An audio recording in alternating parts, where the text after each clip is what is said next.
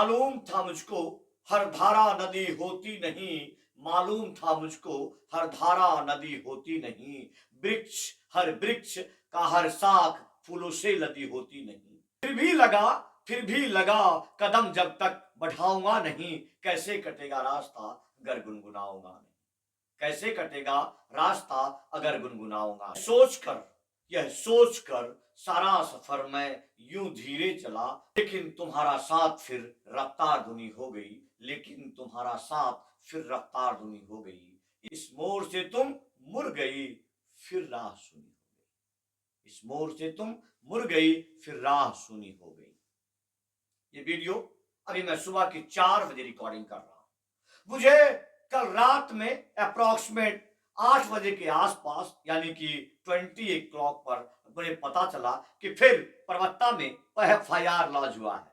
मजाक मजाक मत समझिए। यहाँ जो हजारों की भीड़ जो नजर आ रही है, यहाँ जो जिस भीड़ को आप कह सकते हैं कि दर्जनों में हथियार बंद जो दस्ता है, इसी संदर्भ में ये घटना 2 अप्रैल 2025 का है, जब अहले सुबह करीब 3 बजे इस तरह हथियारबंद दस्ता के साथ हमारे घर पर हमला होता है, जिसे आप साफ तौर पर नक्सली नीति से हमला कर सकते हैं। इसी संदर्भ में परबत्ता थाना में फिर एक SI शिव कुमार यादव के द्वारा हम पर FIR किया गया। FIR कितना खूबसूरत है, जिसे कि परबत्ता थाने में ही लॉन्च कर लिया गया है और जिसकी सूचना एक ज्ञापन के साथ रिसीविंग जो कि बलिया थाना में 4 तारीख को लिया गया है।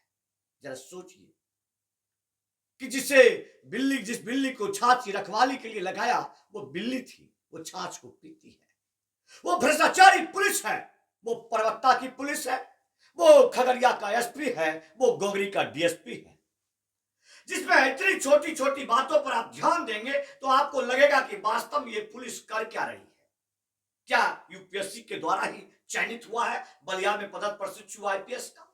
आपको यह सोचकर आश्चर्य होगा कि मुझे लगता है कि मैंने जो DGP साहब को मेल किया जिसमें बताया है कि मेरे घर पर सुबह पर हमला हुआ है, मैंने RTI के माध्यम से मांग किया है कि बलिया थाना में मुझे यह बताया जाए कि क्या जब परबत्ता की आतंकी पुलिस आई थी या जो भी मेरे घर पे जो आपके जुडिशरी क्षेत्र में हमला हुआ था, क्या उस संदर्भ में किसी को सूचित किया गया है? इसका PO नंबर क्या है? बलिया थाना में अगर इस PO एंट्री हुआ है, कितने बजे एंट्री हुआ है, इसका मुझे वीडियो दिया जाए।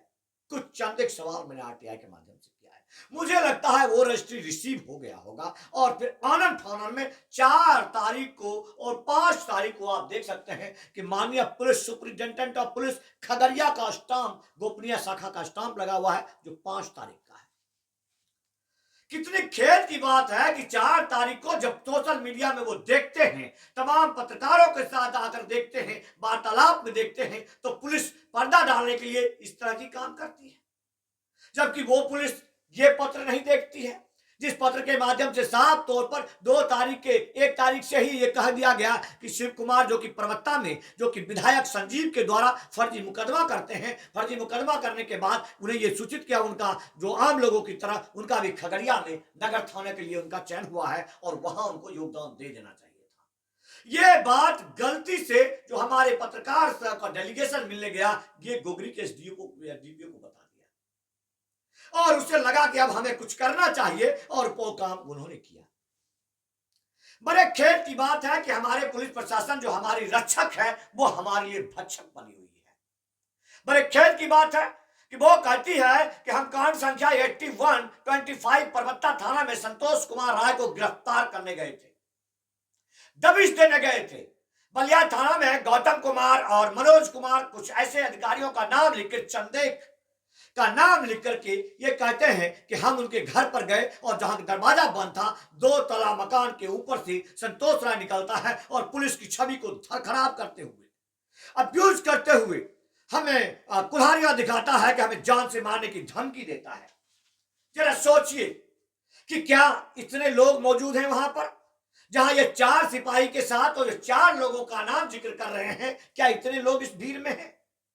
सामने से 20-25, पीछे से सैकड़ों की संख्या, इतने हथियारबंद दस्ता में अगर इन्होंने 4-5 लोगों का इनाम लिखा है, इसका मतलब टोटल 70 से 80 लोग वो थे जो नक्सली हैं, जो उपद्रवी हैं, जो बिहार पुलिस के अंदर बैठे हुए हैं, जो विधायक संजीव कुमार के नीचे कार्य करते हैं। यहां पर ध्यान देने वाली बात यह है कि इस कैमरे के निगाह में हमारे ग्रामीण भी आए हैं, जो ग्रामीण की साफ तौर पर सिर्फ और सिर्फ अपनी उपस्थिति दर्ज कराई कि मैं जिंदा हूं, मैं तुम्हें देख रहा हूं, मैं तुम्हें कोर्ट में आकर बताऊंगा कि कितने की संख्या में पुलिस वाले आए थे, 112 की गाड़ी आखिर यहां कैसे आई। अगर गश्ती में 112 की गाड़ियां यूज हो रही है तो आपको वो याद करना पड़ेगा मंसूर चक थाने वाले घटना, जहां पर एसआई महोदय थाना प्रभारी कहते हैं कि हम क्या क्या करके थाना चलाते हैं।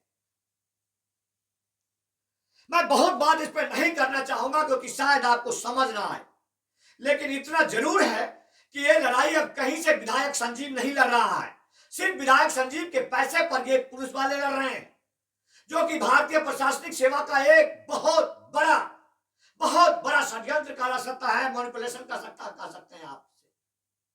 वो पुलिस वाले जिन्हें जिम्मेदारी दी जाती है कि आप जाइए और तनख्वाह लीजिए और हमारे नागरिकों का रक्षा और सम्मान कीजिए, और आत्मसम्मान को, गरिमा को ठेस पहुंचाने के लिए इस प्रकार की हरकतें करते हैं, मुझे खेद है।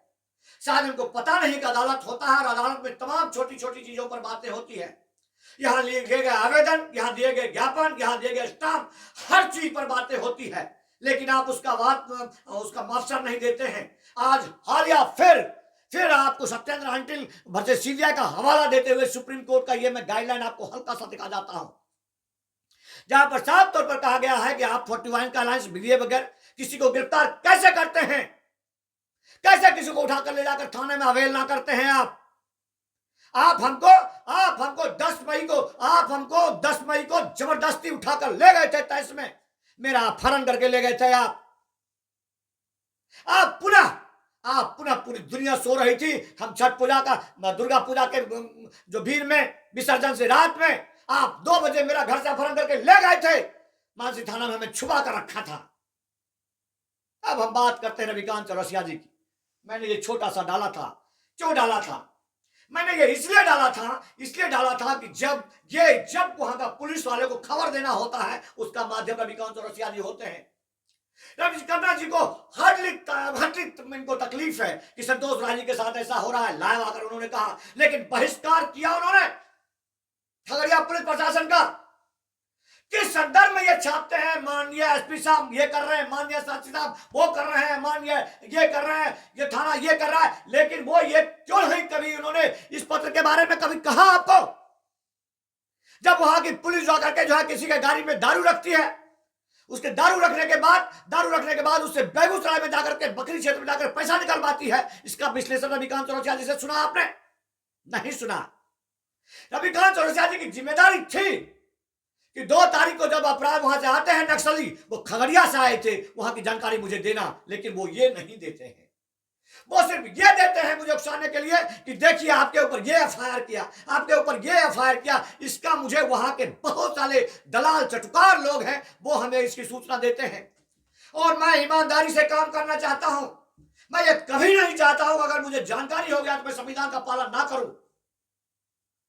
मैं ये बिल्कुल चाहता हूं अगर मुझे जानकारी हो गया है तो मैं उसके संदर्भ में पत्र लिखूं। मैं कल हाईकोर्ट जाने वाला था, मैं मान होकर भी जा सकता था, लेकिन मैंने इस एसडीपीओ गोगरी को भेजा है। ये क्या कर रहे हो तुम? सोचने और समझने वाली बात है। राष्ट्र की गरिमा धूमिल मत करो, बिहार पुलिस के तमाम बचे हुए हल्के से भी इज्जत को नीलाम मत करो। अगर आप इस वीडियो को सुबह देखते हैं तो मुझे लगता है कि आपको प्रतिक्रिया जरूर देनी चाहिए। इसी बीच में तमाम वो लोग जो लोग इस तरह से डिस्टर्ब कर रहे हैं, जिस तरह से आप देख सकते हैं कि मुझे 8 बजे के बाद इस वीडियो का संकलन करना चाहिए था, तो मुझे करना पड़ गया कन्हैया कुमार के बारे में, क्योंकि उसके चटुकार कुछ ऐसे लोग हैं, वो वही लोग हैं जो जब ये बम बंद था तब जाकर के बेगूसराय के दर्जनों लोगों पर मुकदमा किया, तो कहां खामोश थे ये? उस समय कुछ नहीं बोले। आज मैं साफ सुथरी विचारधारा के साथ अगर राहुल जी के द्वारा दिए गए वचनों को उसको मैं प्रसारित करता हूं तो वो ये अनाप शनाप करते हैं। आप अपनी भाषा को तो ठीक रखिए, आपको मुझसे कभी गाली नहीं मिलेगा, लेकिन आप जो लिखते हैं और कहते हैं कि अगर मैं चैनल चलाता हूं तो गाली सुनना पड़ेगा, गाली सुनने की हिम्मत रखो। कैसी व्यवस्था है ये कि बेवजह लोगों को गाली सुनना पड़ेगा? और हम आपको वाजिब में तथ्यों के साथ गाली देते हैं तो आपको बुरा लगता है। खेद है मुझे। रविकांत चौरसिया जी को अविलंब प्रशासन के तमाम कार्यों को बहिष्कार करना चाहिए। पूरे बिहार के पत्रकारों को बहिष्कार करना चाहिए। आप कर क्या रहे हैं? पुलिस प्रशासन है, आप तनख्वाह लेते हैं, तनख्वाह। मेरे देश का दुर्भाग्य समझिए कि हो सकता है 40 और 50 के दशकों में या अंग्रेज के जमाने में कुछ अधिकारी हुआ करते थे जो नौकरी के एवज में मात्र 1 रुपया लिया करते थे और सेवा करते थे राष्ट्र की। आज देश में एक भी ऐसा IAS IPS नहीं है जो इस तरह की, चाहे भले कितने भी जमींदार घराने से हो, चाहे कितने बड़ी बिजनेसमैन घराने से हो, इस राष्ट्र की सेवा करूंगा, मैं तनख्वाह ना लूं, ऐसा एक व्यक्ति भी नहीं है। लेकिन इस तरह से आप खुन्नस निकालते हैं। खेद है मुझे, खेद है मुझे। मैं बहुत संलग्न लगा चुका हूं और ये काफी है। खगड़िया पुलिस प्रशासन को ये सोचना होगा कि जो आप कर रहे हैं वो कहीं से भी मुनासिब नहीं है। ये तमाम देशवासियों को इस पर जगना होगा। इस पुलिस वाले को बताना होगा कि राष्ट्र की गरिमा का धूमिल तुम नहीं कर सकते हो। तुम भी कानून के बंधन में आते हो। तुम भी इस तरह नक्सलियों की हरकत क्यों किया तुमने? क्यों एक समान समरी के घर पर इतने दर्जनों की संख्या में आया? संतोष राय को गिरफ्तार करने के लिए एक काफी है। प्यार और सम्मान के साथ, पत्र के साथ मेरे पास आओ। तुम जहां चाहोगे मैं वहां जाऊंगा, लेकिन इस कदर नहीं कि गाड़ी में तुम अकेले मुझे ले जाओ और तुम्हारे पुलिस वाले इस तरह अवहेलना करे, इस तरह बकवास करे। 2 कोरी के ब्लडी नॉनसेंस इडियट सिपाही गाड़ियों में किस तरह बकवास करते हैं, कौन नहीं जानता है? कौन नहीं जानता कि पुलिस भाषा क्या है? और फिर मैं रास्ते में भिड़ता हूं, अकेले भिड़ता हूं। सिर्फ और सिर्फ आप अपनी गरिमा पर इस तरह से खाल गुजर रहे हैं। मुझे लगता है खेद आपको। जय हिंद, वंदे मातरम।